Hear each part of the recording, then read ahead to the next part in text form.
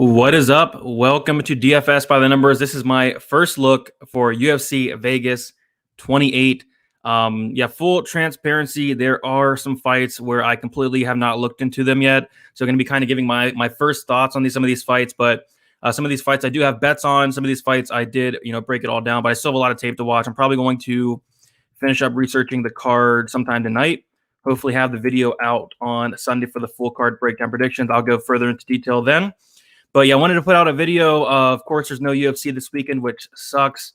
But I did take some days off to relax a little bit. It does, week after week after week of doing it, it does all add up. It's a lot of work. So it felt like you needed a couple of days of rest. But yeah, looking forward to the card. We have a lot of fights on this card. There's 1, 2, 3, 4, 5, 6, 7, 8, 9, 10, 11, 12, 13, 14 fights on the card. So yeah, tons of fights on the card. Hopefully all of them stay on, but as we know, we're in Vegas. Probably doesn't happen, but still lots of fights. So looking forward to it. But yeah, going to kind of break down each fight as much as I can. Some fights, like I said, I've done a lot of research in. Some fights I've not even looked into at all. So what's up, everyone in the chat? Not sure who else is going to show up, but hopefully we get a decent audience tonight. I know there's no UFC, but nice to talk to you guys. I've not talked to you guys in a while, it seems like. We have XL Melon in the chat. What's up, Melon? How you doing? Uncle Wheezy. Thank you for doing this, Brady. A weekend with no UFC is awful. I 100% agree. Ivy agrees as well, saying I've been jonesing for a fight card all week, man. Scratch his neck. I'm right there with you. No UFC sucks. Grateful dude. Thanks, Brady, for putting out content. How many finishes do you think there will be next weekend? I think there will be a decent amount. Jack Attack in the building. What's up, Jack Attack? How you doing? Rogue Strummer in the building. What's up, Rogue? So quiet this week. Thank you for the content. No problem, Don. Thanks for hanging out. What's up, Brady? Any strong leans? Yes, I have some strong leans. I have some bets. Brian, Brady, I lost my $700 YOLO on Jamie Pickett. What do I do? I don't know, man. That's a lot of money to be putting on Jamie Pickett. He got me as well, but man, $700 sucks. I already have more bets than normal places. Yeah, I have 5 bets thus far. Eric Brown, what's up, Eric? If this is the real Eric Brown, what's up? Haven't talked to you in a while. Hope you're doing well, Eric. But we'll kind of go through the card a little bit, kind of talk about these matchups. Not going to give out any bets yet, but you can maybe be able to tell who I do have a bet on with the analysis here. So we'll start with the first fight of the night. Mac won Amar Khani, Camila Kirk. This is a fight where I did not look into it at all. I did recognize Kirk. I guess he's fighting an LFA. He fought on the Contender Series against Billy Quarantillo. I do remember watching that fight where he looked really good in that first round, and then Billy Quarantillo does what Billy Quarantillo does. He kind of took over, and I took a look at the stats for that fight, and Kirk was very competitive in that first round, and then you see the second round where Billy Quarantillo just absolutely goes off. He landed I'll get the exact number, but he landed like 120 strikes in that second round.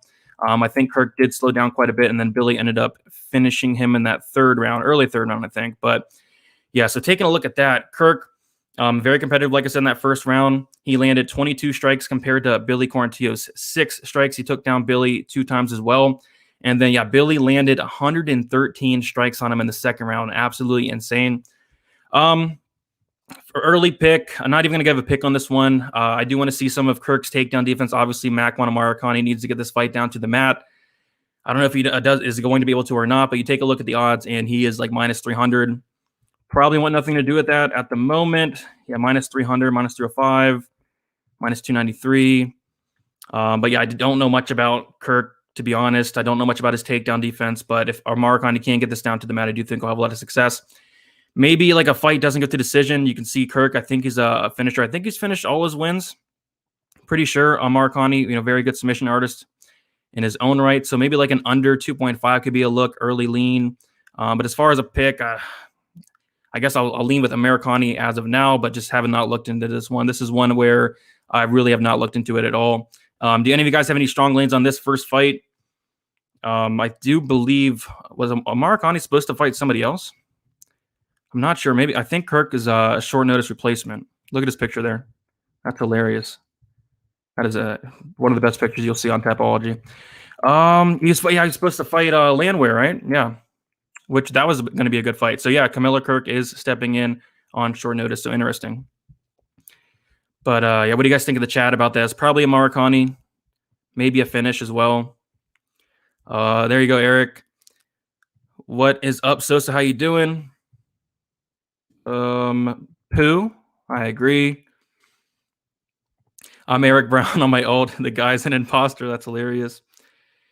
Yo, how does DK score? Rothwell won via second round sub. Dvorak won via first round sub. Dvorak only scored 94 points. Rothwell scored 107.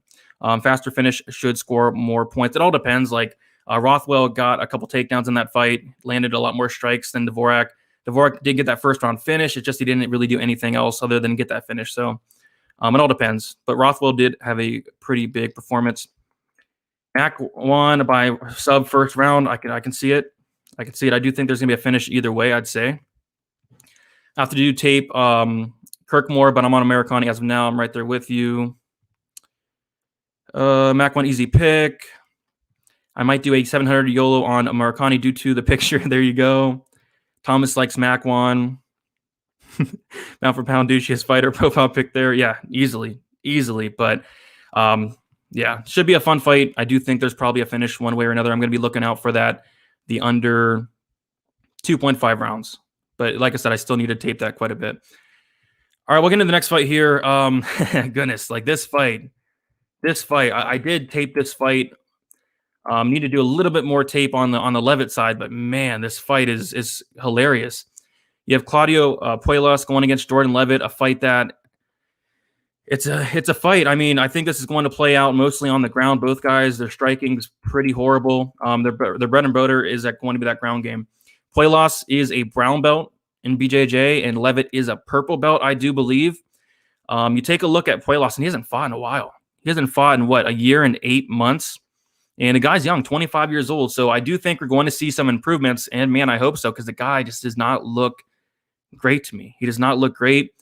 And same thing with Jordan Levitt. I mean, Jordan Levitt's somebody that's not impressed me at all, but I keep crapping on the guy, but he keeps making me look bad and getting these first-round finishes. But as far as like a first lean, the lean for me is that I think this line's off. I think this is going to be primarily played out on the ground. You take a look at their Instagrams, and Puelas is, putting in some serious work. The guy is jacked city. He's been in the gym. He's been working on that strength and conditioning. I just don't know. I don't know who's going to, get the better of the grappling exchanges. First look for me is this is probably a 50-50 fight, in my opinion. I don't really get the line. I guess it's more so because, maybe the hype on Jordan Levitt. There's a lot of hype on the guy. He went out there and knocked out Matt Wyman in the first round in his last fight, picked him up, slammed him. Brutal knockout. But we got to remember it's Matt Wyman. But I don't know. It seems like a close fight here. It seems like a really close fight. I would never, ever, ever lay minus 200 on Jordan Levitt ever. I went into tape thinking potentially maybe pulling the trigger on Puelas, but man, I can't do it. This is a fight you do not want to bet on either side. It's a really, really, really ugly fight. But you take a look at Puelas. There's some fights where he looks really bad. Against Martin Bravo, got dominated. The striking defense isn't there. The striking is definitely not there. Against Silva, the dude got dominated up until he found a finish in that third round. And then against Marcus Mariano, he looked really good. Was able to get a decision win, dominated in that fight, had tons of control time, lots of takedowns. He looked better. And then he's taken a 2-year layoff. So I'm curious to see the improvements of Puelas. Not sold on Levitt yet. I'm not sold on him yet, but I feel like this fight really could go either way. It's just who's going to be able to get the other guy down, who's going to be able to get on top, who's going to get the better of those grappling exchanges. I got to do more tape on the Levitt side. But as far as Puelas, I think his ground game's solid. I think he's pretty solid. I do expect him to make improvements. He's very young. So to me, I just feel like the line's off, to be honest. But I do got to tape on Levitt a little bit more. Yeah, minus 200. He opened at minus 240. So some money's coming in on Puelas, probably as expected. You should never, ever see Levitt as a minus 240. I do think, it has potential. He has a lot of work to do. It's a winnable matchup for him, but man, that line just does not make sense. The over 1.5 is only minus 160. That's interesting. That's really interesting. I don't really see either guy getting a submission here, right? I'd be shocked if either guy subbed the other guy. Over 2.5 is plus money. Interesting. Yeah, I kind of see this going to decision first look. So that could be a potential, but man, both guys are so terrible. They're so bad. This is a terrible fight, but I'm interested to see it. It's going to be fun. It's going to be fun to see who gets the better of those grappling exchanges. But first lean is the lines off. I'm not going to make a pick here. I'm not going to make a pick here yet. I'll have to wait for my prediction video. But the pick here is that I think this line's off. Claudio is at Sanford MMA. Yeah, I do think he can, made some improvements in that almost 2 years. Dogger pass on this one, probably. I'm right there with you. Salikov fight back on the card. I saw that today. Yeah, the fight got called off for some reason. I forget why, but now it's back off. But now it's back on. Claudio is gonna flail it off. I like it. Dogger Pat, yeah, I agree. Uncle Weezy, I'm not touching this. No way to know how many improvements Puelas has made in the layoff. He's still really young, only 25. Yeah, he could have made a ton of improvements. And by the looks of things on his Instagram, the dude's been putting in some serious work. Take Puelas or Levitt. Dude, I like it. Already bet Levitt. Hey, best of luck. Best of luck. I mean, it's a winnable fight. It's just, I don't know. There's question marks for me. There are question marks for me for sure. Yeah, Jack's a funny guy. What do you think that are the chances one of these guys catch each other in a sub eventually? I don't know. I just don't see it. Potentially, maybe Puelas gasses out or something. Maybe Levitt gets him. I don't know. But I do know one thing. If Jordan Levitt wins, you're going to see a split. You're going to see a split, maybe a cartwheel. But yeah, it should be an interesting fight. But a fight you do not want to bet on. Brady, what crazy bet can I make where you Venmo me $100? I need that Jacare sub payout. Hot take this week. I don't know yet. I'll let you know on maybe later in the week or later next week. Maybe we can figure something out. I got Puelas winning around 60%. Claudio is stronger. I do think the strength and conditioning goes to, especially the strength, goes to Puelas. Levitt is interesting to say the least. Does Levitt still have an OnlyFans? I heard about that. I don't know if he does or not. I hope not. I sure hope not. But I don't know. All right, so we'll move on to the next matchup here. If you guys can't hit the like button, that would be really, really appreciated. And yeah, we'll get to this fight here. Montana De La Rosa going against Ariana Lipsky. And yeah, this is a fight that I did dig deep into and a fight I'm looking forward to. You see it here, like Montana De La Rosa is one of the biggest favorites on the card, and kind of how it was trending. I thought when it was all said and done, she could be the biggest favorite on the entire card when it's all said and done on fight day, but looks like more money's coming back in on the Lipsky side. But look at this line, man. De La Rosa opened at minus 170. She's currently minus 260. Minus 260. On FanDuel, she opened up minus 182. Not terrible. Now minus 265 on FanDuel. But yeah, a lot of money's coming in on the De La Rosa side. And yeah, I'm pretty confident in Montana De La Rosa here. I know it's not, she's not the most likable fighter. People don't really like her. People don't think she's that great, but you can see improvement. She's 26 years old, wrestling background. I believe she's a black belt in BJJ as well. And I think stylistically, like, this is a very, very, very, very, very solid matchup for De La Rosa here. You take a look at Ariana Lipsky, and this is what did it for me. This is what did it for me against Antonina Shevchenko.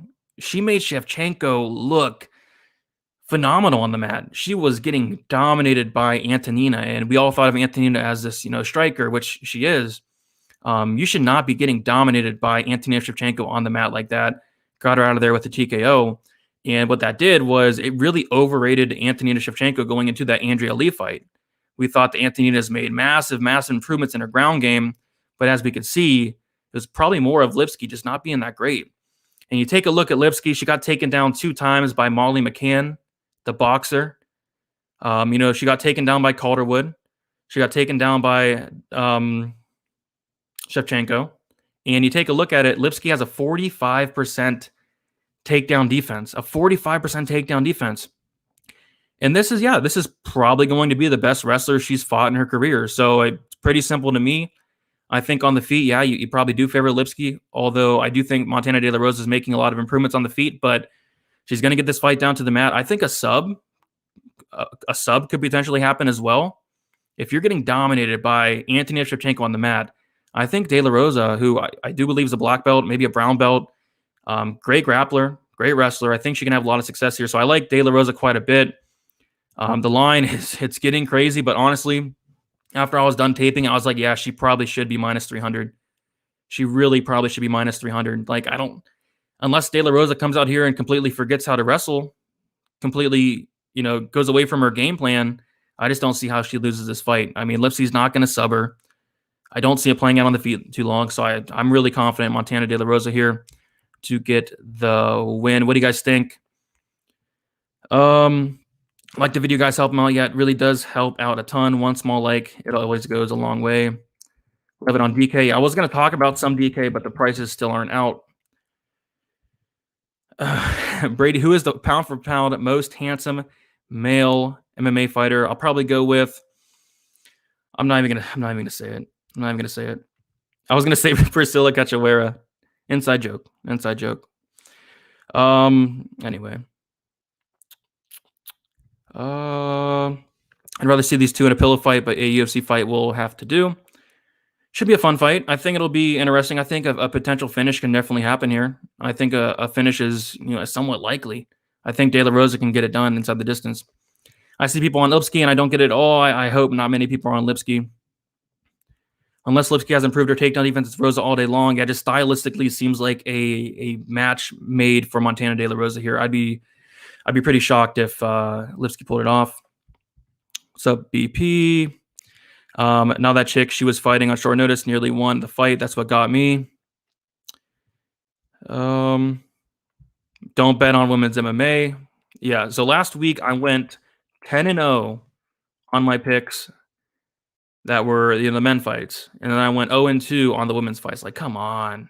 I was trying to go 100%, but Spencer got me, and then the Yanjian pick was just stupid of me. But yeah, I went 10-2 last week with the picks. The two that I missed were women's fights, but hopefully that changes around this card.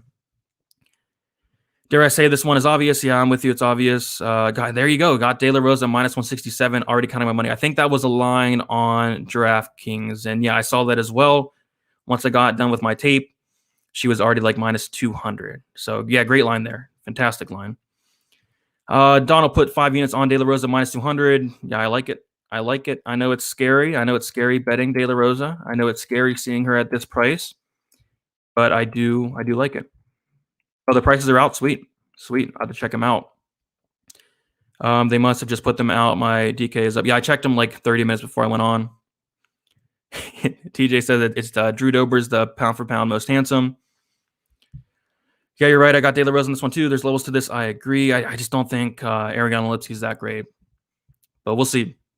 So that pick's set in stone, already taped and everything. I'm going with De La Rosa. And then speaking of already taping it, I did get into this one as well. Alan Patrick going against Mason Jones. And yeah, I'm looking forward to this fight. I'm looking forward to the return of Mason Jones, who, made a good account of himself in his last fight against Mike Davis.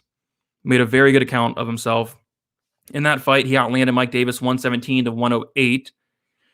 At the time of the fight, I thought it was 29-28 Mike Davis. I went back and watched it. I still thought it was 29-28 Mike Davis, but man, those rounds were very, very, very close. Honestly, if Mason Jones got the win, I wouldn't have said anything. I thought it was a close fight. It could go either way. Mike Davis did mix in 3 takedowns, but was not able to hold down Mason Jones. Mike Davis only had 50 seconds of control time. But yeah, if you got to go back and watch that fight if you have not. Like, that fight was phenomenal. I am surprised. I was shocked at some of the shots these guys were eating. Both of these guys, Davis and Jones, they had chins, man. I'll say this. Mike Davis was able to take some of those shots from Jones, but if he hits Patrick with any of those shots, Patrick's going down. Patrick is someone who, it's interesting. You take a look at him now. He's getting up there in age, 37 years old. He's about to be 38 years old. Interesting skill set. He's somebody that's going to come out here, and especially in this fight, he's going to shoot for a takedown probably within the first 5 seconds, which he definitely needs to, because nowadays he's getting rocked with, it seems like every shot that lands on him, he's getting rocked. He has been knocked out a couple times. I think he's been knocked out 2 times. Yeah, he's been knocked out 2 times. 1 decision loss to Bobby Green, and he just looks so bad in the Bobby Green fight. Bobby Green took him down 4 times. I was shocked that Bobby Green took him down. I thought he could easily, stuff the takedowns, piece him up, but Bobby Green took him down 4 times. Patrick has no takedown defense, 50%. And then the Scott Holtzman fight, which was in 2018, which that was what, 2 years and 7 months ago. He looked horrible in that one as well. I mean, I just think he's way past his prime. He's getting up there in age. I don't think he's getting any better. I don't think he's going to be making improvements at this age. And I think this is a really good fight for Mason Jones. I really do. On the feet, it's not even comparable. Like, if Patrick stands with Jones for any period of time, I think Jones knocks him out pretty easily. I mean, Patrick, his chin's not great. The striking defense is horrible. The striking's terrible. Jones should make easy work of him. I guess the only concern I have is Mason Jones can be taken down. We saw him taken down 3 times by Davis. I saw him taken down in past fights as well, but I have not seen him really held down. When he gets taken down, he's able to pop right back up. He is a black belt in BJJ himself, so I think Mason Jones, if he wanted to, he can even get takedowns here, but I think the path to victory is stuff those takedowns, keep it on the feet, and knock this guy out. So we'll take a look at the line here, and he's going to be the biggest favorite on the card, and I completely agree. Opened up minus 290. Line's kind of all over the place, minus 280. Got down to like minus 300. I saw him like minus 340 on some books. Looks like some more money's coming in as of late on the Patrick side, which is interesting. I don't really know why anybody would be betting him. Maybe it's like a level of competition thing. Maybe it's a levels thing. But honestly, like, Mason Jones should probably win this fight, probably by knockout. I'm curious to see what the knockout prop is for Jones. Don't know if he subs him. Maybe like a club and sub could be something to look at, but I think he knocks him out here. Jones by KO, not the best price, plus 125. Jones inside the distance, plus money, plus 110, plus 120. That's not horrible. Like, I'd be shocked if Mason Jones does not knock this guy out. Because the chin's not there, and he was hitting Davis with some hard shots that I don't think Patrick can take there. But yeah, I'm pretty confident on Jones. This is a pick that's definitely set in stone, and I do think he gets it done. Solid parlay piece, all that good stuff as well. Should be a fun fight. It's a good test for Mason Jones, who did lose his UFC debut, but you can honestly argue he won that fight. I wouldn't hate you for it. But yeah, I'm really looking forward to it. See what we say in the chat here. I was going to say Cachoeira as well. Strong chin, haircut. You can set your watch to. There you go, Uncle Weezy.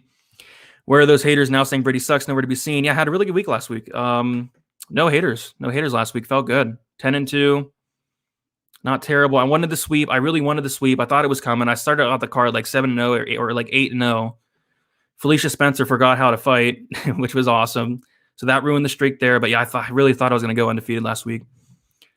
General, what's up, General, in the chat? Mason Jones' lock. No such thing in a lock in MMA, but I do think he does win. I think Paulo Costa and Wonder Boy are the most handsome. Drew looks like a dude, bro. Something like that. Am I crazy for thinking Patrick is lie? I don't know, man. Like, if Patrick was a little bit younger, like 34 years old, more in his prime, I'd say he's definitely live. It's just he's looked so bad. He hasn't looked great in like 4 years, so I don't know. Just see it hard for him to hold down Jones. And I think the striking, favors Jones by a really, really significant margin. Yes, he's tough as nails. What's up, Luke? Yay, content. I agree. Jack says, you're a little crazy, BP. Maybe you are, but maybe, I don't know. We'll have to see. I hope sorry to parlay Jones. There you go. Jones Davis was an all-timer. What a crazy fight. Jones is going to starch this old man. I think it does as well. Great fight. Yeah, it's a great fight for sure. It should be fun. I have a feeling that there's going to be a lot of, Patrick just spamming takedowns. He does not set them up. It could get ugly, but I do think probably a knockout does come. Jones, Sage Northcutt is pretty handsome. Brian, you just keep going on with the handsome stuff. There you go, Brian. General, these Cage Warriors fighters are just shocking bad in the UFC. Yeah, there's been some bust for sure. I kind of think he's a real deal. He's a black belt in like 3 different things as well. The dude's he's pretty good. And he's young. He's young as well. What is he, 25? 26? 26 years old, just turned 26. This is a gimme for Jones. I agree with the assessment. Patrick's chin won't hold up. I'd be shocked if it did. Jones takes damage really well. Now he barely reacts to his opponent's power shots. Yep. Everybody bet Patrick, please. 1.69 versus 7.8 significant strike per minute. Yeah, crazy. Hopefully some people pick Patrick in the Mecca. Yeah, I'd be shocked if anybody picked him in the Mecca. Not sure if anybody will pick him. I'll go through the Tapology too in a little bit, but we can kind of take a look at who's picking Patrick. But yeah, the age difference is a big one. What's up, KCOH? Big old Brady, what up? What's up, KCOH? How you doing? Guru thinks Patrick is live. I mean, yeah, like if he was like 34, 35, he just has not looked good in like 4 years, so I'd be shocked. Not that many big names to talk about. Delinque, Salao, Mason Jones, Ponzi, Byza, and the main event fighters are the only ones that scream at me. Others not so much. Actually, I don't know. I think this is a pretty good card. First look. Felicia Spencer broke my 4-fight parlay. Is it sexist that I don't want to bet women's MMA unless it's Valentina or Nunez? No, I've seen a lot of people say that. I'm betting some women's MMA this card for sure. All right. Not the only women's MMA you can bet big and feel confident on are Nunez, Shev, and Cyborg. Pretty much. All right. My most confident bet of my life was a debuting female. People gotta get off this bet. Can't bet women MMA nonsense. Yeah, if there's a good spot, you can take advantage of it. Like I think Montana De La Rose is a pretty solid pick this week. All right. Yeah, interesting fight next. Very interesting fight. I think the most interesting aspect of this fight is the line. Is the line of this fight. It doesn't make sense. So you have Sean Woodson, he opened up minus 260. Like that makes no sense to me. Makes absolutely no sense. And he's currently minus 190. So money's been coming in on Yusuf Salao. I know on FanDuel Sportsbook, Salao actually opened up at plus 188, which was the best across all the books that I've seen. And he's now plus 150. So I kind of thought this line would close in a little bit more than it has. It's closed in a little bit, but I kind of expected it to be honestly closer to a pick'em. And yeah, this fight's interesting. You take a look at Woodson. Yeah, he probably does have the striking advantage. He's going to have a reach advantage, I believe. Yeah, 4-inch reach advantage for Woodson. Big height advantage as well. He's going to be a much bigger fighter. But I think an interesting aspect of this fight is Yusuf Salao taking this fight down to the mat. I don't see why he can't. I don't see why he can't in this fight. Salao averaged about 2.4 takedowns for 50 minutes. He took down Austin Lingo 6 times, and that really surprised me. But he looked good. He used his ground game to get that fight down to the mat. He was able to take down slippery Pete Barry, if you guys remember that fight, 3 times. And then he was able to take down Sungwoo Choi 3 times as well. So he can get the fight down to the mat. And we've seen Woodson struggle with the ground game. Against, who was it? Yeah, Terrence McKinney. Terrence McKinney was able to take him down 2 times, controlled him quite a bit in that fight. I think he had like a good 5 or 6 minutes of control time in that fight. Woodson obviously knocked him out, but still, it showed that Woodson can be taken down. He can be controlled. Salao, he's a solid wrestler, a solid grappler. I just don't see why this line should be that wide. Like even in the striking exchanges, yeah, you got to favor Woodson, but do you favor him as like a minus 260? This does not make sense. And then we saw against Rosa where he did kind of, gas out a little bit. Rosa took him down 3 times, and Rosa subbed him pretty easily. So there is still question marks with Woodson and his ground game, his takedown defense. There's a lot of question marks for me. But I think this is a winnable fight for Salao. So I'm going to be picking Salao here. This one is set in stone for sure. I've already did my research. I just don't see why the line should be this wide. And I do expect it to close even more. But yeah, give me Salao. Give me Salao as underdog pick here.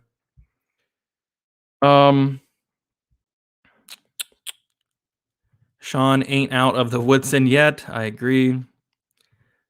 Woodson looks like Megamind in his Tapology pick. Yeah, he does.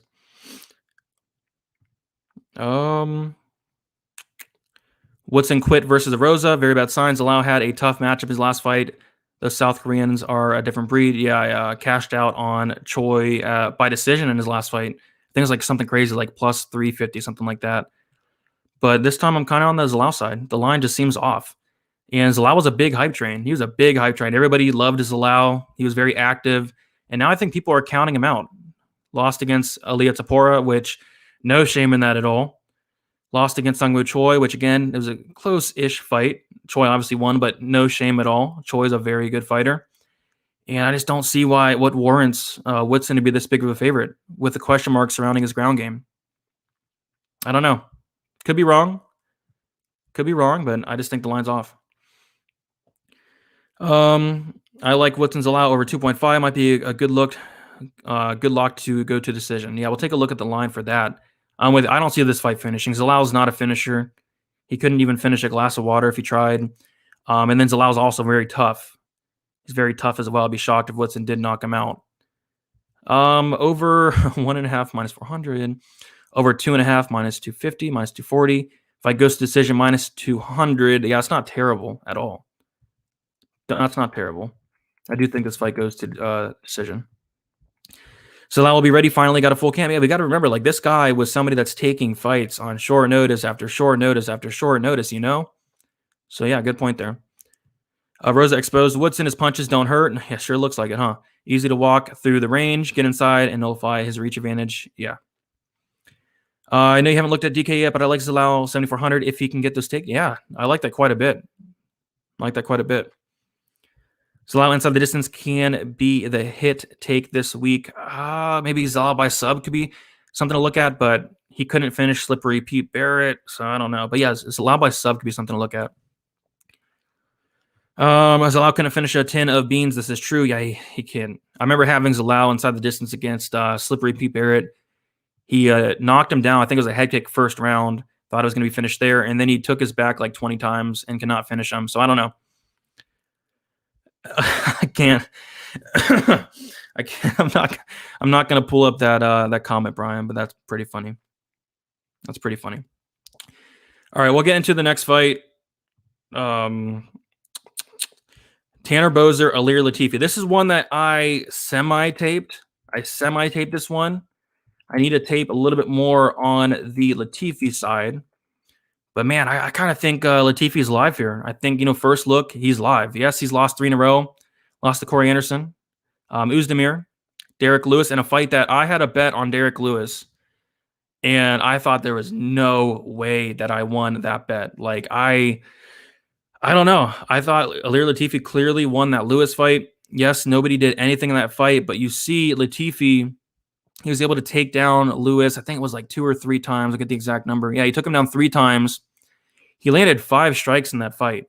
5 strikes. Lewis landed 20.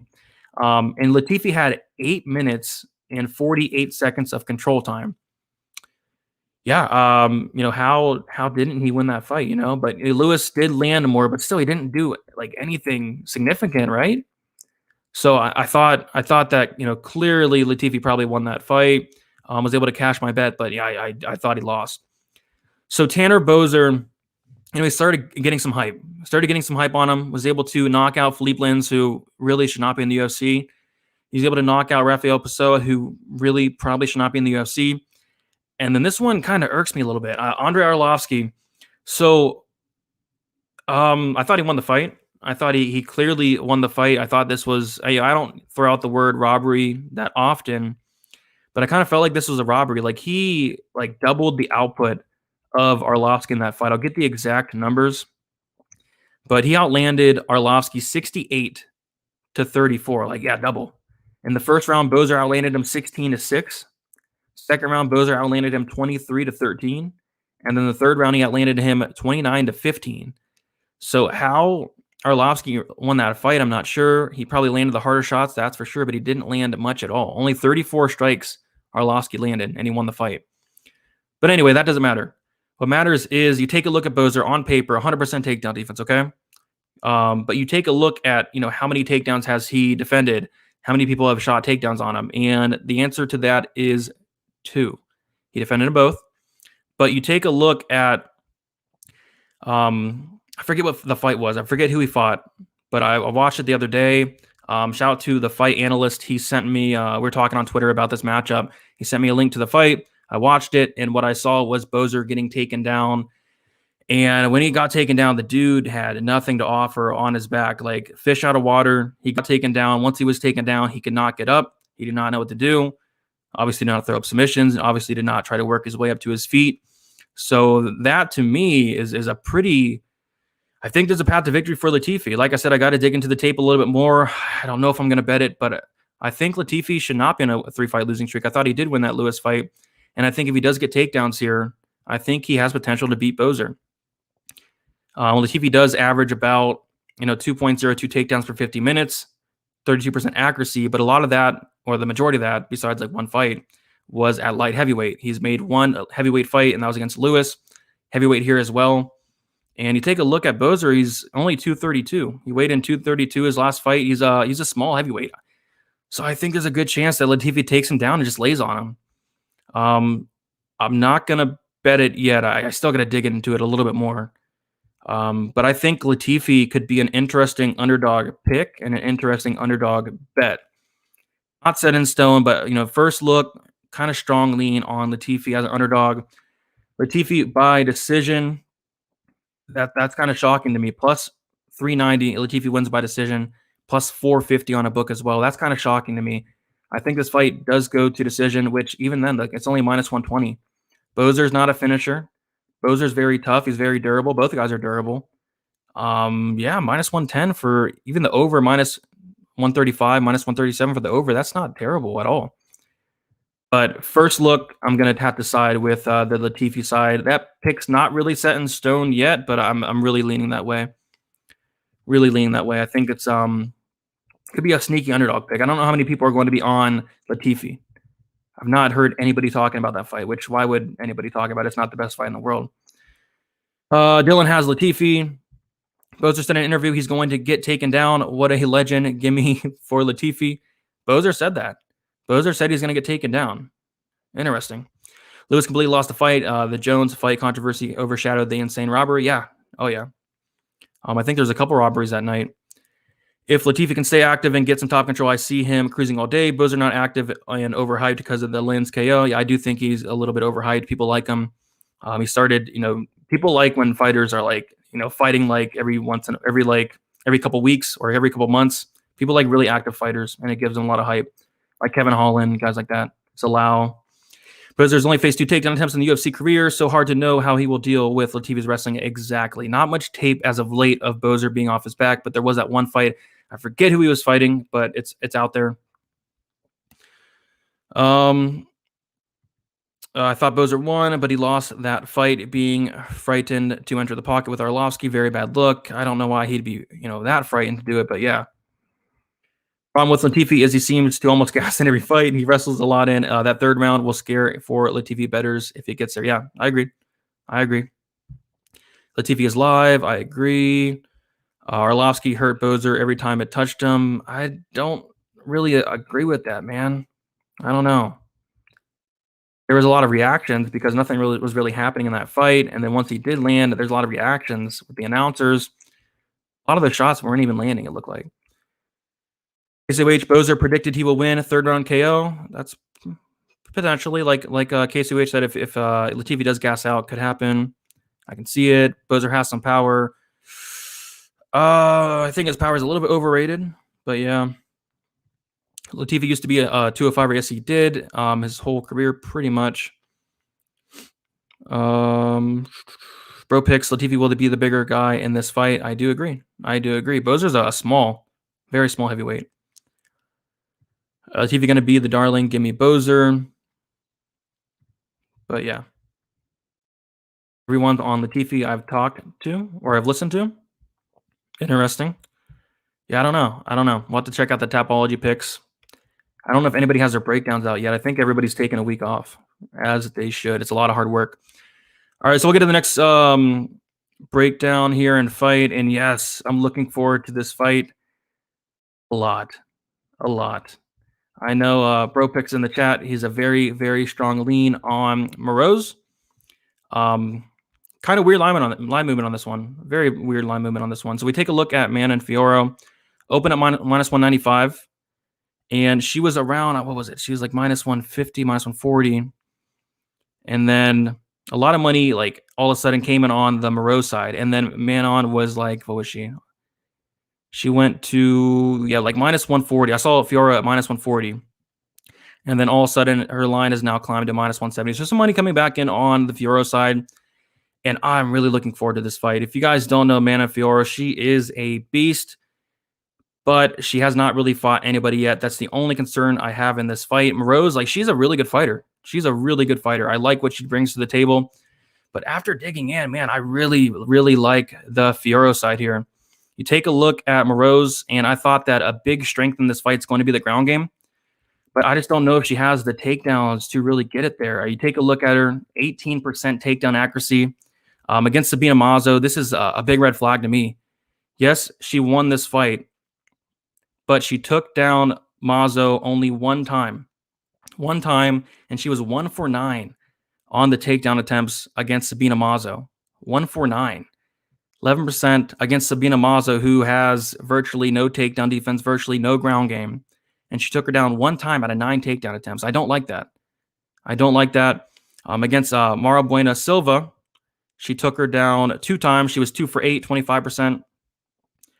But yeah, she's a good fighter. She does land 4.09 significant strikes per minute, lots of high output, but she does get hit a lot as well. 53% striking defense. Her striking defense is not great, does absorb more than she's giving out, which you do not like to see. And she does have a 47% takedown defense herself. And then you take a look at Manon Fiora. I kind of, was like, man, why is there money coming in on Moroes? I don't get this. Am I missing something? And I thought maybe it could be because of her first fight of her career. It was against Leah McCourt. I think that's why people were picking against her last time against Victoria Leonardo. Because, first of all, that was her MMA debut. Second of all, she was taken down. She was controlled. It was not a great look. It was a close fight, split decision, but she lost. But that fight was at 138-pound catch weight against Leah McCourt, who we see fighting in Bellator. She's a 145er, I believe, so the much bigger fighter there. Fiora's a 125er, and that fight was at 138. So got to kind of cut her some slack, and you kind of recognize the improvement she's made throughout those couple of years. And you take a look at her, like she has not been fighting the best level of competition, but she is, looking phenomenal. She's, stuffing takedowns. She's getting takedowns herself. Her striking's unbelievable. So I don't know. I think it's an interesting fight. I think if Moroes can get down Fiora, I think she can have some success. It's just I don't see it happening. I do not see it happening. Fiora's, she's big, she's strong, very good takedown defense. I don't know if Moroes can get her down. If she does not, if it's on the feet, I don't know. Can Moroes outstrike her on the feet, or I don't know. Maybe in numbers, but you got to think that Fiora is going to be landing the much harder shots, and it's not even going to be close. But yeah, Moroes, another thing, like 31% striking accuracy. 31% striking accuracy. And I know this was a while ago, but it's pretty hilarious. Got to bring it up. It's funny. Something funny to talk about. Against Danielle Taylor, if you have not watched that fight, don't watch it. Could be the worst fight in UFC history. But she won that fight, and she won that fight by landing 17 strikes. You heard that right, 17 strikes, and she threw 251. And I'll do the math for you guys. That is a 6% striking accuracy. You're telling me Moroes, 6% striking accuracy is going to outstrike Manon Fiora. I'm just kidding. It was a long time ago, but still, that's something that's pretty hilarious. Both Taylor and Moroes both landed 17 strikes. Taylor even had a takedown in that fight. A lot of nothing, and she was able to win a decision there. But yeah, I like Fiora here. I think she lands the harder shots. I think, honestly, she could get takedowns. I would not really recommend it, but I think she could get takedowns on Moroes, which could be putting her some trouble, but Moroes has no takedown defense. But yeah, give me Fiora here. What's up, Bro Picks? Yeah, Bro Picks. Me and him got into it a little bit. He's on the Moroes side. I'm on the Fiora side. Excited to see who's right there. I got plus 225 on Puelas. Really interesting line there. X6 says draw, maybe. Salao always in shape, but hopefully put on size. Talking about the Salao fight. 6%. Yeah, terrible striking accuracy. Moroes is a very solid 125. However, Fiora is mean and has so much power. Yes, she does. I think Fiora folds Moroes in half and opens a lot of eyes next Saturday. Yeah, it's interesting. Fiora, they want to push her here. She's 31 years old. So she is, she's up there. She's up there, so she needs to go now if she wants to get into that top 15, that top 10 eventually, which I think she could, honestly. But this is going to be her toughest test to date. I do think she passes the test. The only loser in this fight is the fan. This is going to be a good fight. What are you talking about? This fight should be fun. Don't believe either lady has been finished. Fiora, I know for sure her one loss was decision. And Moroes, yeah, has never lost by finish as well. So, yeah, should be a fun fight. Should be a very fun fight. Manon, Fire, Fiora, yes. She's the beast. That's her nickname, the Beast. That's for a reason. Yeah, so I like Fiora here quite a bit. And like I said, interesting line movement on that one. But I do expect more money to come in on the Fiora side. If I'm not, I wouldn't expect much money to come on Moroes. It did jump up and down a little bit, but I think we're going to start seeing some more money on Fiora here. So I think she closes like around like minus 170. I don't think it moves that much, but I do think it closes around like the minus 170, minus 175. All right. So getting into this fight, I looked into it a little bit. We'll talk about it. Dresco Todorovic going against Gregory Rodriguez. Robocop. I did some tape on Rodriguez today. Did not tape the Todorovic side yet because I kind of already know a little bit about him. But yeah, I don't know. First look, I think this line is off for sure. And we'll take a look at it if I can find it. But Todorovic is a minus 160 favorite, open at minus 195. So some money's actually coming in on Robocop, which I do agree with. I think this fight is, semi close to call. I think someone's getting finished though. Robocop has a ton of power. Not completely sure on the finish rate, but it's got to be up there. The guy's a ton of finishes, as does Todorovic. I think Todorovic has finished every single one of his wins but one, if I'm not mistaken. I'm just not a big fan of Dresco, and we saw it in his last fight. We saw in his last fight that tons of hype on this guy, undefeated, going against Soriano, who is somebody we're going to see. I think he fights. When does he fight? He fights soon against somebody. I forget who he's fighting, but he does fight soon, I think. Anyway, Dresco, there's some red flags with this guy. This guy, his striking defense is not there.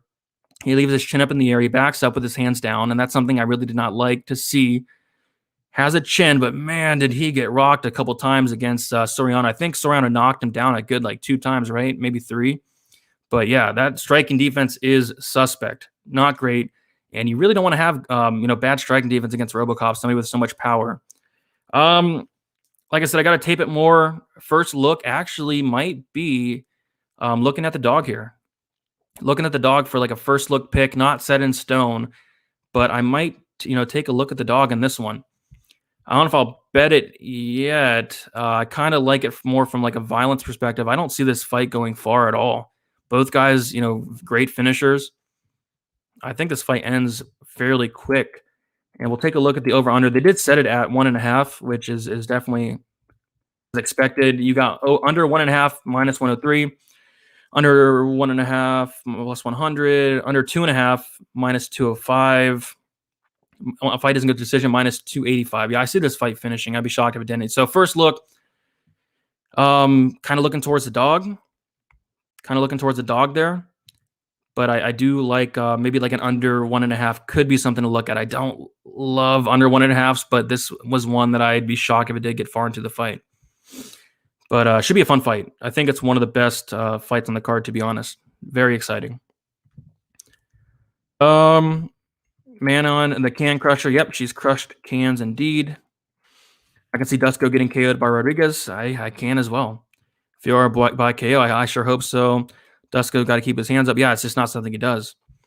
I want to take Robocop, but that Williams loss is atrocious. Was not able to see that yet. I'll have to go watch it. Thoughts on Rodriguez? I haven't seen much tape. I watched like 2 or 3 fights today. He's pretty solid. Lots of power. It doesn't look like he hits hard, but when he touches guys, they get hurt bad. Soriano is fighting, but that's what it is. Yep. Brendan Allen. I'm not sure when that fight is, but yeah, that's a great fight. That was a great fight. Soriano versus Brendan Allen. Soriano dropped him twice, and he still kept his hands down. Yeah, that was a really bad look. Soriano made that look easy. Soriano is a good young striker. Yes, he's very good. Definitely be an under 1.5. I'm with you there. Tempted on it. Under 2.5 rounds is the safest bet for Dresco Rodriguez. Yeah, under 2.5 I think is like minus 205. Hasn't opened up on my book yet, but if I can get like a minus 185, minus 190, yeah, I mean, I like that a lot. The general taking notes, I like it. Main event, what's good? We'll talk about the main event soon. What's up, RC? Can really ever catch the videos live, but always make sure to hear Big Brain's thoughts before anybody's plays. Appreciate that, RC. Appreciate for tuning in tonight. Ramirez is going to copy all Brady's picks for the Mecca. I don't know. I think Ramirez does his own work there. Liddy going to 170. This is at 185. I think, right? Under 1.5, yeah, I'd feel more comfortable in under 2.5. Miguel Byza is the dark horse. Could be. Brian says Ariel Hawani's nose is so big he needs a jackhammer to pick it. Goodness. All right. So, we have a lot of people in here. Was not expecting this, especially on a card where, well, we don't have a card this week. But thanks all for hanging out. If you guys can hit the like, that would be much appreciated. Also, subscribe so you not miss out on other content. I'd like to start going live a little bit more throughout the week. Maybe do like a recap video, maybe an early look video and all that good stuff. But yeah, I definitely do want to get some more content out in the very near future, working on some things. So lots of stuff coming. All right, so we'll get to the next fight, a fight that I did not look into, but looked into a little bit actually. Gotta still watch a lot of tape on it, but first look here, it's a really strong, lean first look to Roman Delinque here. I just looked through the stats and all that. You got short notice star Poli. I just don't think it's a great matchup for him. I know what everybody's thinking. You know, Delinque probably screwed a lot of people in their last fight. I know a lot of people bet him against Trevin Giles, and he showed terrible fight IQ. He shows terrible fight IQ in like every single one of his fights. I mean, this guy, he's skilled, very powerful, great submission game, but he just has no IQ. Remember, and it was the John Alon fight where somehow it was a split decision, but yeah, he was like going for heel hooks for no reason. That was the fight where he was yelling at his coaches saying, "Coach, do you want me to submit him during the fight? Like, you cannot trust this guy with your money." But this fight, man, I think, first look, like, I think this is a really, really good fight for Roman Delinque. But do I really want to trust him with my money? That's the thing. That is the thing. You take a look at Delinque, averages about 2 takedowns thus far in 3 fights, was able to get John Alon down 3 times, was able to get down Giles once as well. Take a look at Star Poli, who he is 2-2 in the UFC, losses over Tim Means and Muslim Salikov, wins over Thiago Alves and Hector Aldana. And you take a look at his stats in those 4 fights thus far, 57% takedown defense, which is terrible. Tim Means, the striker for the most part, took him down twice. Muslim Salikov, the striker, took him down 3 times. That's a terrible look. Thiago Alves took him down once as well. So the takedown defense is a really big red flag here for me. Just first look for Star Poli. On the feet, I don't know, man. Roman Delinque probably hits harder, right? Star Poli has a 53% striking defense, terrible. He does absorb 4.58. Significant strikes only lands 4.4, terrible. Negative significant strike differential, which is bad. Roman Delinque, very low volume, lands about 3, only absorbs 1.75, very good. 61% striking defense, very good. But he's very, very powerful with the shots. Wrestling solid, ground game solid, just needs to fight smart, and this is a very winnable fight for him. But like I said, I need to tape it more. First look is Roman Delinque. I really don't see myself taking Star Poli even after the tape and all that. I'd be shocked if I did. But kind of surprised to see this line. Like, maybe I'm missing something. I'm definitely going to look into it more, but I think Roman Delinque should be a bigger favorite. There's no way he opened up as an underdog. Come on. No way he opened up as an underdog. No way. Anyway, minus 140. I honestly think if this guy had some fight IQ, he'd be like minus like 200, 250 here easily. Just stylistically, like, this is a fight where he should be taking him down and probably getting a sub here. We'll take a look at the fight. Doesn't go to decision. Plus 125. That's very interesting. It's just the problem is Delinque seems like a very durable guy. I think if there's a finish, it comes from the Delinque side himself. Delinque has finished all his wins besides one, I think. Very good finisher. Delinque inside the distance is plus 265, plus 275. I actually don't hate that. Star Poli coming in on short notice. I think a finish is pretty likely for Delinque here if he does get the win. But yeah, first look going with Delinque side. But yeah, how can you trust him with your money? How can you do it? How can you do it? I don't know. I had a pretty big bet on him against John Alon, and I remember yelling at the TV like a million times. Yeah, it was at 195. What's up, Vince? How you doing? Brady Mob, I like it. Giles is a BJ black belt too. Yes, he is. I don't think he's the best grappler in the world. But yeah, Star Poli shouldn't be anywhere near as defensively sound on the mat. Yeah, I agree. Star Poli coming up to 185 from 170, and Delinque used to fight at 205 and now cuts down to 185. The size difference here is going to be a problem, and Laureano is taking it on short notice. Yep, very, very, very, very good points there. And yeah, Delinque's going to have like a 5.5-inch reach advantage. I like that as well. I don't see why the line's this close. Seems like a trap or bookie messed up. We'll talk about another line that I think is kind of a trap pretty soon here. But yeah, I don't want to do it. But man, Minus 140. That is tempting. Star Poli. Oh, Bropex is going Star Poli, going to light him up on the feet. Debut at 185. I think he could light him up on the feet, but I just think he takes it down to the mat. Trust me, a lot of people were on him that week. I think I took a little sprinkle, like plus 400 on submission, which he almost, I don't want to say almost, but he was trying to get it. Yeah, Bob. What's up, Bobby? Yeah, no UFC sucks, man. But it's kind of good to get a break, especially the content creators out there. It's a lot of work. So I did take a couple of days to sit back, relax, play some Call of Duty, just refresh a little bit. Yeah, yeah. Goodness, I don't know. Weird. Delizy by heel hook. Yeah, I think he will try for heel hooks. Maybe, hopefully, he learned his lesson last fight. Sarpoli will be much faster indeed. Delizy is crazy. Yes, he is. Delizy is so slow. Yes, he is. I agree with all of these. I just think the ground game is the big dynamic in this fight. Oh, man. It's a sneaky one. Star Poli finish rate. I don't know. I haven't done my mod. I'm going to get everything done tonight and then get it out on Patreon and stuff. I think is a good finisher just off the top of my head, but I'm not completely sure. Star Poli easy weight cut. That is true. Ponzi versus Byza fight of the night. Very well could be. And we're going to talk about the next fight here, which is it that fight? So many fights on this card. Okay, it is Ponzinibbio and Miguel Byza. Yeah, so have not taped this one yet. This is one I was talking about where it kind of feels like a trap line.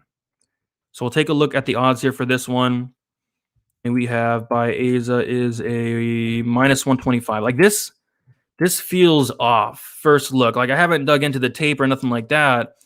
But, first look, this line feels off. I feel like it probably should be around that minus 160, right? Ponzinibbio, he looked bad. He looked really bad in his fight against, it was a Leech, right? He looked terrible. He looked really bad. He wasn't landing anything. I think he landed the exact number up, but he landed 11 strikes in just about over 4 minutes of fight time. 11 strikes.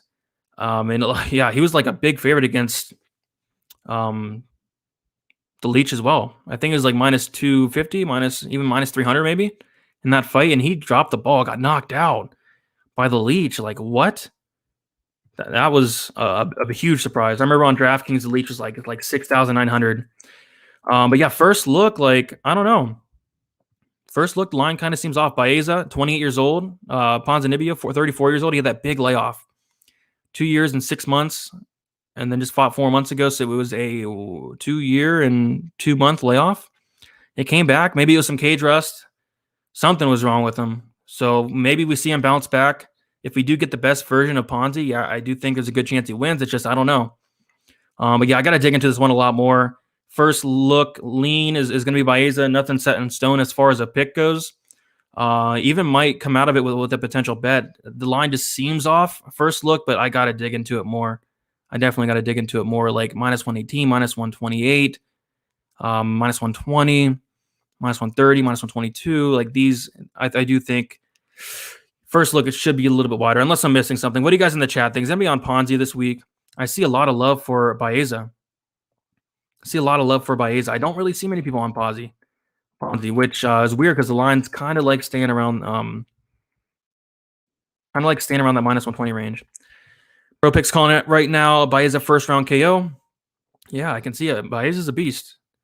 Byza hits hard, and Santi has no chin. He does it very hard.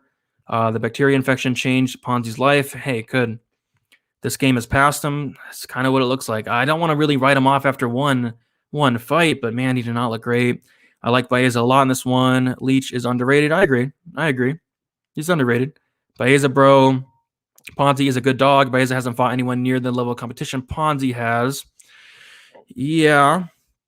Byza, we'll kind of go through it here. He beat Takashi Sada. Yeah, not a great win. Matt Brown.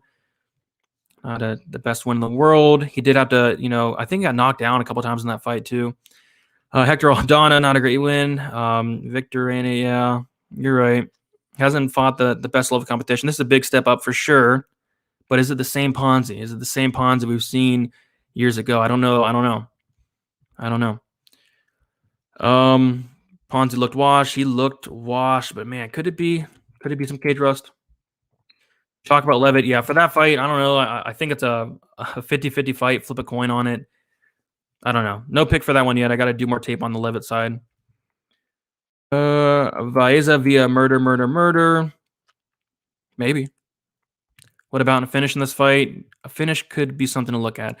I don't know what it is, but the last fight for Ponzi, they opened up the over-under at 1.5, which was very weird because I did think it would hit that over. I didn't bet it myself, but I remember the over 1.5 was like minus 200. I saw a lot of people on that, and then the leech starches them in the first round.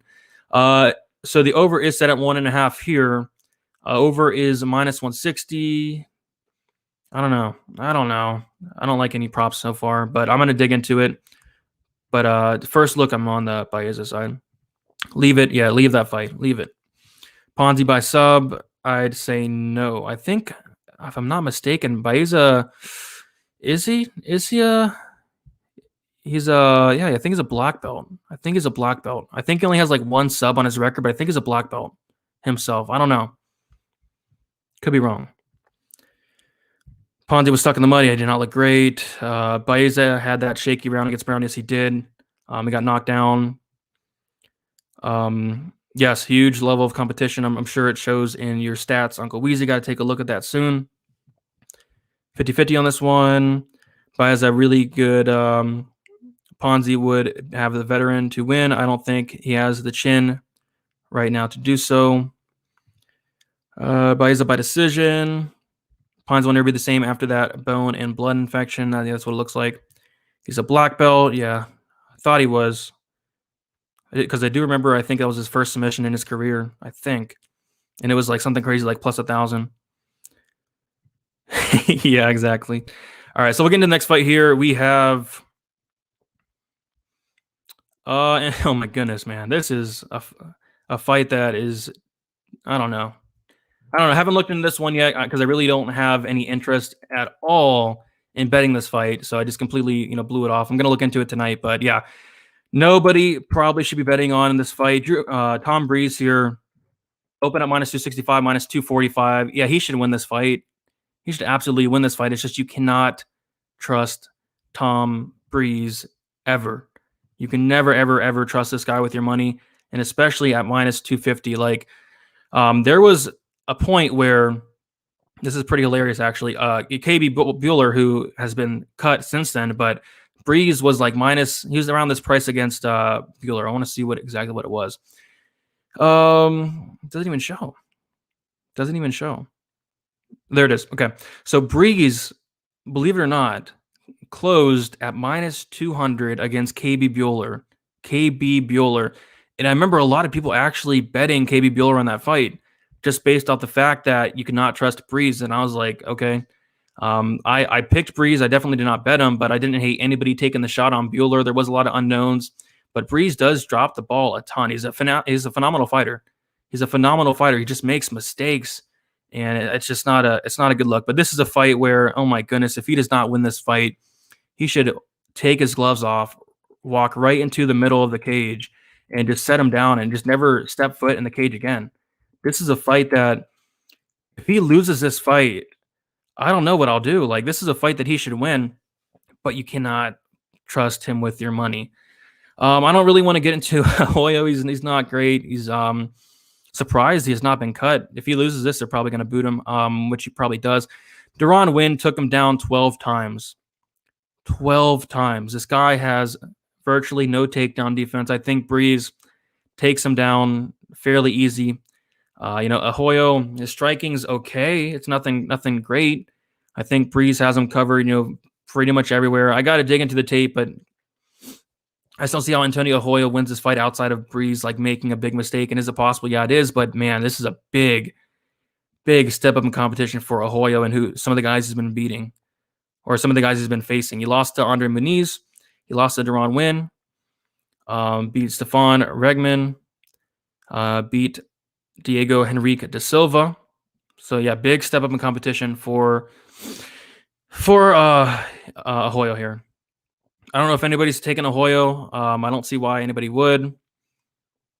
But yeah, like TJ saying, how can you bet Breeze? You just can't. You can't bet the guy. Breeze the quitter against the idiot in Arroyo. Yeah, exactly. Breeze, if there's some adversity in the fight, he's probably going to quit. And we saw it in his last fight. We saw in his last fight Amari Akhmedov. It looked like he gave up in there against Brendan Allen. It looked like he gave up in there, you know. So I don't know. Brian could beat KBBO in a fight. Hey, maybe. Hello, no heart versus no IQ. Yeah, it's a dumpster fire, man. I'd be shocked if anybody put their money on this fight. But if you do put your money on it, probably got to go Breeze. But still, Breeze should win this. I agree. Breeze has no takedowns in the UFC. That's terrifying. Is that true? I thought he had a couple, right? You could be right. Breeze, yeah, no takedowns. No takedowns. None. And I do believe he's like a brown belt or a black belt too. Not good. If he does not take this fight down to the mat, not good. Not good. So yes, especially then. Good point, bro picks. Especially then, that's not good. If he does not get this fight down to the mat, that is not good. But still, he probably still should win. See what we got here in the chat. This is two guys who look fantastic for 2 minutes before the wheels fall off fade. Yes. Ahoyo has no gas tank. None. The janitor would throw his gloves in the trash and freeze try leaving them in the ring. I lost with Aurora last time. He's a good 2. He's a goof. He's a goof. He is. Bet on Breeze unless he fights anyone decent, then you can fade him. Yeah, pretty much. Ahoyo going to gas. That's a fact. Dogger pass. Interesting. Yeah, the no takedown thing kind of has me a little bit shook here. I got to dig into it a little bit more. I don't know if he can outstrike Breeze. I think Breeze's striking is pretty solid, but yeah, I got to do the tape on it. I can't bet the fight, but I'm picking Ahoyo. Very interesting. Very interesting. Amari is way better than Ahoyo. Yeah, a million times better, to be honest. Yeah, he showed some good BJJ against Muniz. He was able to survive against Muniz on the mat.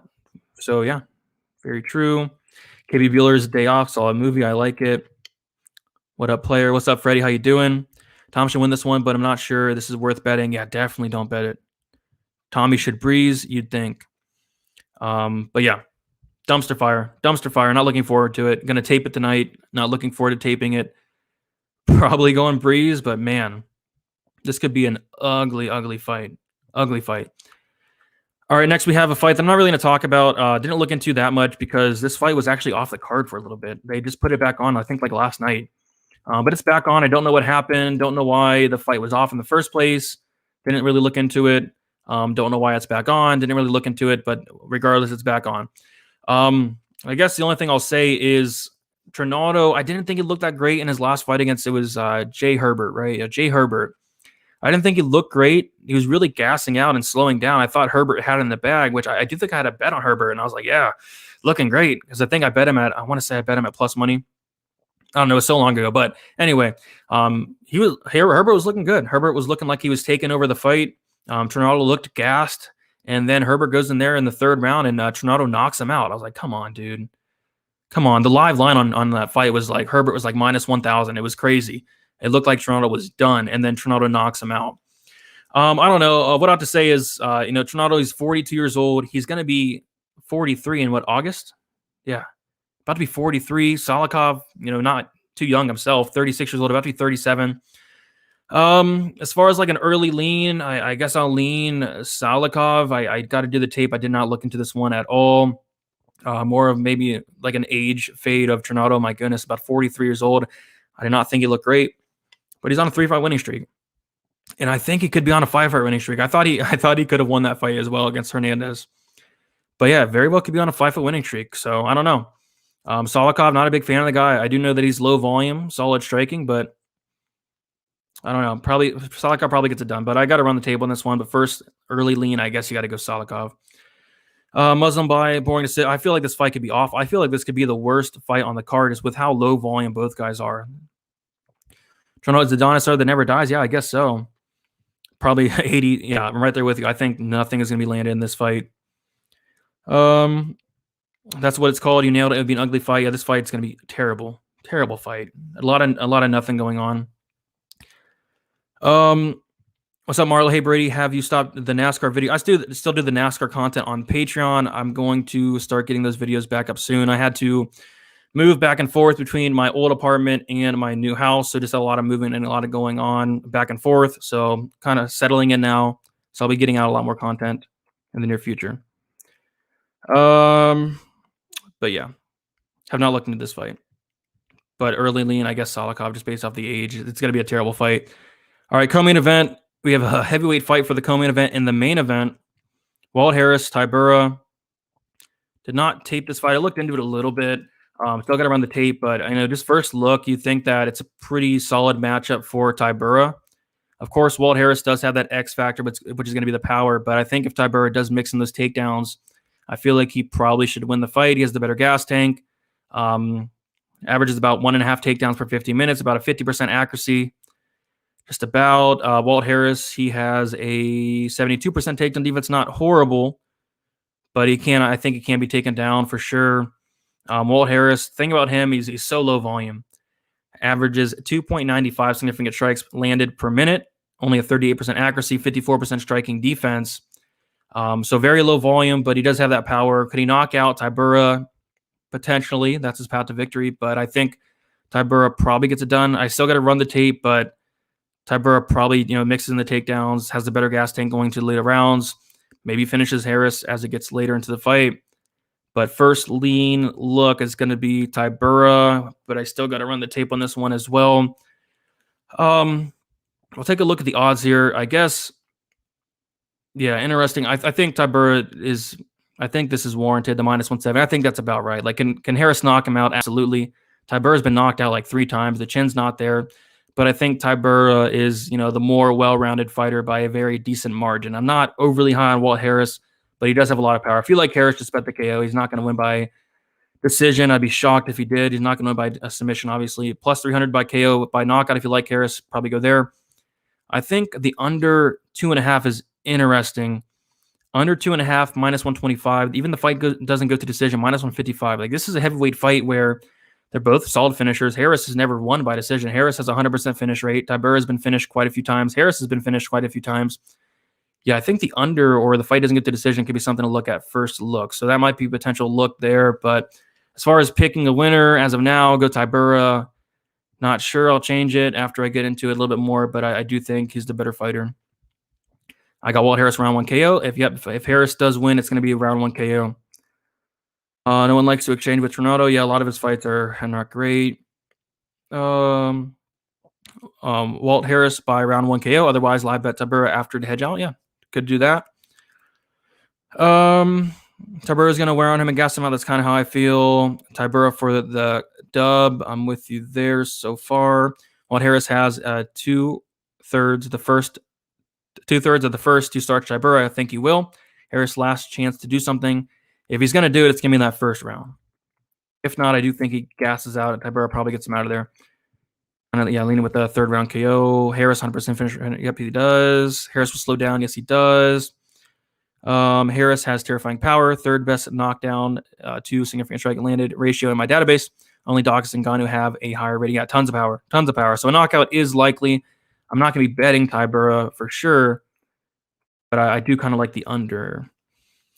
Sucks, but Harris hasn't looked good since the tragedy. Yeah, sad as it is, he has not looked great. Walt all day. They keep giving Walt tough matches. He'll probably lose and get Romanov next. Yeah, give him somebody to, kind of bounce back. He's 13-9, not a great record. Another tough matchup. How can you bet Harris? Might as well parlay with Breeze. If you like Harris, if somebody likes Harris, I bet the knockout. All right, we'll get into the main event here. And we have Jairzinho Rozenstruik going against Augusto Sakai. Me and Uncle Weezy have been talking about this matchup a lot. I know he did a nice main event breakdown. If you guys want to go check that out on Uncle Weezy's YouTube, he did a breakdown going through the stats and all that. Lots of great information there. But yeah, I kind of agree with Uncle Weezy and kind of liking the Sakai side here. Just based off the fact that he does more. I think he does more. I think both these guys are durable. Yes, they've been knocked out. But the Overeem knockout, it was like the 4th or 5th round. It was late in the fight. He was looking really good early on, but he did kind of gas out. Overeem took him down. Did not have much answers to that. And then Rozenstruik has 1 knockout loss. I do believe was against Francis Ngannou, so no shame in that. I think otherwise both guys are very durable. Both guys are great finishers as well. I think when you look at the power advantage, it goes to Rozenstruik for sure. It's just a stat that Uncle Weezy brought up. Rosenstruck has, I'm sure you're going to say it too, if he has not already, Rosenstruck has the worst striking defense in the heavyweight division. And it's sitting at, I think it's like 38%. I'll get the exact number. 39% striking defense for Rosenstruck, which is terrible. He lands 3.14 significant strikes, absorbs 3.48 negative significant strike differential, which is a bad sign, as always. The 39 striking defense did not look good. Takedown defense at 80%. I do think that if Sakai wants to, maybe go for some takedowns here. I think a takedown route could be a nice option to get Rosenstruck down, work that ground game kind of like Overeem did. But Sakai has only landed, I think, like one takedown in the UFC. But even then, like on the feet, Sakai has a lot of volume. Lands 5.32 significant strikes per minute, 50% striking defense, absorbs 4.02. Those aren't bad numbers at all. I like Sakai here. I like Sakai, and it's interesting. He is an underdog. That is very, very interesting. Interesting. Could Rosenstruck knock him out? Sure, I guess. But man, if Rosenstruck does not knock him out early, like how does he win this fight? Is he going to outstrike Sakai? I don't see it. I just don't see it. I think Sakai is going to be, winning the fight for the majority of the time just by doing stuff.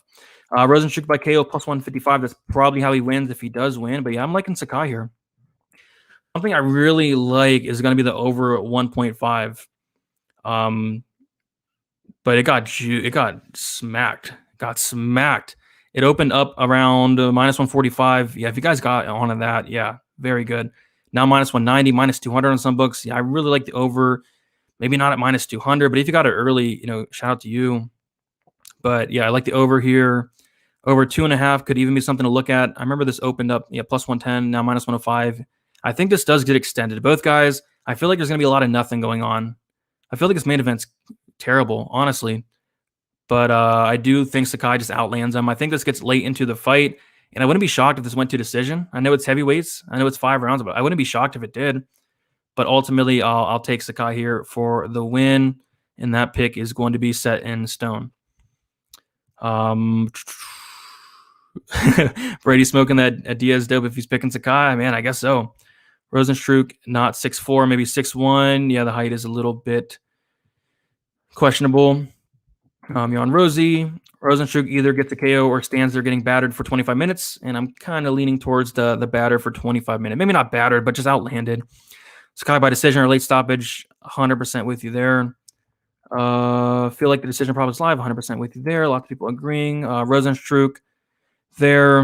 I don't know. I'm not going to bet Sakai. I probably will just play that over. Because I think if Sakai wins, the over probably does hit. I think the over is correlated with Sakai. Even Rosenstruck, I think if Rosenstruck wins, it could be later as well. Rosie. I would agree with Brady on this one. That over 1.5 round is a very solid spot. Both these guys have great chins. I agree. Over 1.5, yes, I agree. Sakai will eat and upbeat if he goes for a takedown. Be like Lewis versus Blades. He could. Sakai by 3rd round sub, potentially. Rose is a sitting duck. Yeah, not much from him, but he does have power. He does hit really hard. Back-to-back heavyweight bouts to end the card. Horrible way to end the night. Hey, these fights aren't great. The main event's not great, I don't think. Yeah, very low volume. So I think Sakai can have volume in there. All right, so I did want to go through the Tapology percentages real quick with you guys, and we'll head out of here. Like I said, I do have 5 bets. If you guys want to access those, I already got them out on Patreon. The link's in the description, but if not, I'll be giving out my bets next Friday on the next Friday live stream. Let's see here. All right, here we go. All right, Rosenstruck, Sakai. This is interesting. 81% going Rosenstruck. That's very interesting. Wow. Lots of people on Rosenstruck. I guess people might be down on Sakai after getting beat by Overeem in a fight that he was looking really good. At first, it's not like Rosenstruck's going to implement the same game plan as Overeem. Rosenstruck's not taking him down. So that's interesting. Tybura, Harris, 74%. Harris, 26%. That seems about right. Salikov, a lot of people on Salikov, 86%. Seems about right. Tom Breeze, 92% on Tom Breeze. Seems about right to me. I do think Breeze should win. Byza, Ponzi, 66% Byza. Okay, Delinque, Star Poli, 89% Delinque. And that's interesting because we see the line so close. But that's a fight I do need to look into a little bit more. It might be a potential bet on Delinque. I don't want to do it. But man, that line is very tempting first look. But I do need to do a little bit more digging. Dresco and Rodriguez, 82% Dresco. Todorovic, that's interesting. I felt like a lot more people would be on the Gregory side. Moroes, Fiora, 69% Fiora. Makes sense to me. Bozer, Latifi, 72% Bozer. Interesting there. Woodson, Salao. Yeah, this is interesting. The kind of close. Bunch of people either way here. The line seems to be closing up. Jones, Patrick. Kind of surprised at that 13% of Patrick. I feel like Jones would be more in that 90% range. Maybe we'll get there within the next couple weeks or next week.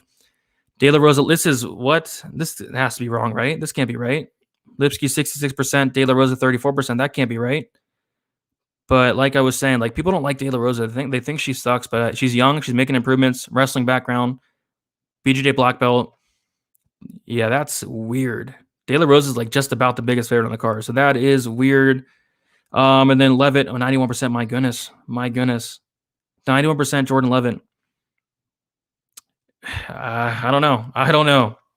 I feel like he could win for sure, but man, goodness.